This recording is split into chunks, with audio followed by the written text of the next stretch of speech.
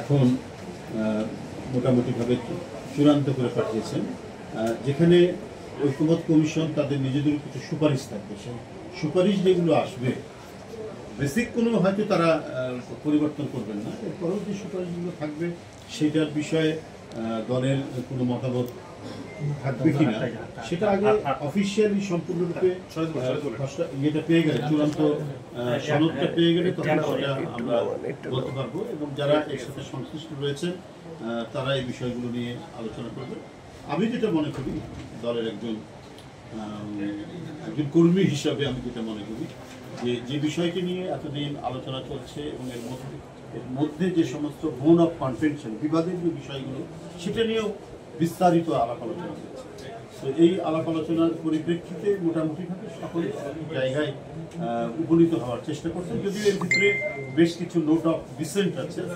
সেই note of ডিসেন্টগুলো আমার মনে হয় যে আলোচনার মধ্যে দিয়ে এটা নিরসন হয়ে যাবে। এখন কথা হলো যে এই সনদের বিষয়ে যে গণভোটের যে ব্যাপারটা রয়েছে, দু একটি দল চাচ্ছেন তারা আগে করার। এখন আগে আপনারা কখন করবেন? যদি জাতীয় নির্বাচন জুলাইয়ের মধ্যে হয়, প্রথম বা দ্বিতীয় সপ্তাহে হয়, কারণ ফেব্রুয়ারিতে রোজা শুরু হয়, তো নিশ্চয়ই রোজার আগে যদি করতে হয় তাহলে আমাদের ফার্স্ট উইক, তা না হলে সেকেন্ড উইকের প্রথম দিকে করতে হবে।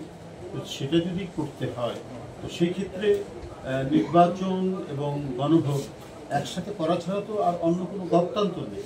আপনি এটা অক্টোবর শুরু হয়েছে এবং শেষের মাঝামাঝি হয়ে গেল অক্টোবরে, তো এটার তো একটা প্রস্তুতি, এটা তো একটা নির্বাচন, এখানে জনগণকে সম্পৃক্ত করতে হয় বহুবিধ কাজ, বহু কার্যক্রম। তো এইটা করতে গেলে পরে এরপরে আপনি ফেব্রুয়ারির মধ্যে নির্বাচন করবেন, তো এটা একটা ধোঁয়াশা তৈরি করবে, এটা একটা বিভ্রান্ত তৈরি করবে। বরং এটা সবার কাছেই আমার মনে হয় যে গ্রহণযোগ্য, এবং আমি পত্রপত্রিকা যেটা দেখছি এবং পত্রপত্রিকা করেন, কলাম লেখেন, তাদেরও আমি অভিমতগুলো দেখছি যে একই দিনে জাতীয় সংসদ নির্বাচন এবং গণভোট মানে অনুষ্ঠিত হওয়াটাই বাঞ্ছনীয় বলে সবাই মনে করছে। কারণ এটির আগে হলে পরে এটা তেমন সময়ও নেই, আর এটা যদি আপনার করতে হয় তাহলে জাতীয় নির্বাচনটা সেটি পিছিয়ে দিতে হবে। তো পিছিয়ে দেওয়ার তো কোনো কারণ নাই, কারণ প্রত্যেকেই মনে করছেন যে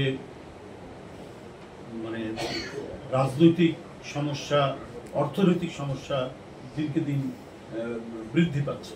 তো সেই ক্ষেত্রে জনগণের নির্বাচিত প্রতিনিধিদের হাতে ক্ষমতা হস্তান্তরিত না হলে পরে সংকট আরও ঘনীভূত হবে। আপনারা বিশেষ করে অর্থনৈতিক অবস্থা দেখছেন যে বিনিয়োগ একেবারে শূন্য, কারণ নির্বাচিত সরকার নেই।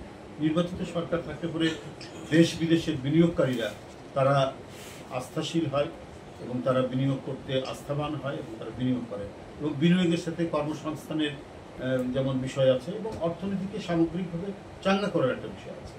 তো সেই জন্য যে পিয়ারের যে ইস্যুটি, যাওয়া দুই পক্ষই পিয়ার চাচ্ছে,